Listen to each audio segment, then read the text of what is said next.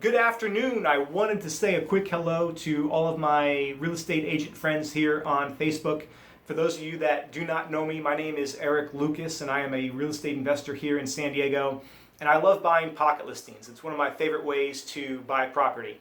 Now, one of my big pet peeves is that the number one objection I get when I'm out there talking to agents and networking with agents trying to find pocket listings is agents will often tell me, oh, I would never do pocket listings. I list everything on the MLS. I'm screwing over my seller if I don't throw it on the MLS because they always get a higher offer on the MLS and I don't like what you're doing. I would never work with you.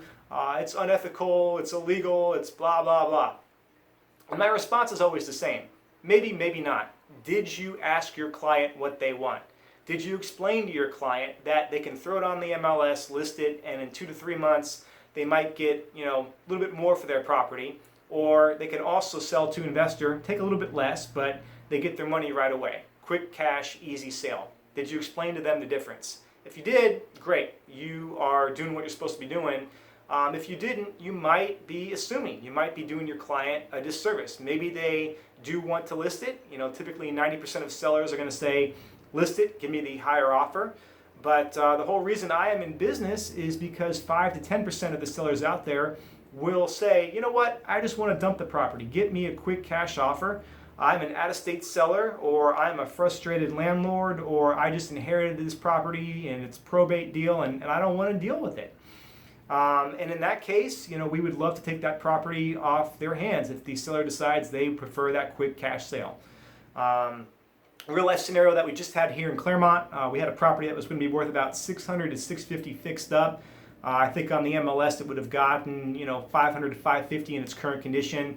We were able to get the deal for $450, and the reason why that the seller, or in this case the sellers, went for it is because it was a probate deal. It was a inheritance. The individual that passed away left the property to their 6 kids who are going to benefit equally from the sale of that property. So when you do the math, if they were to sell it at $500 to $550, they would get anywhere between $83,000 to $91,000 each for the sale of that property.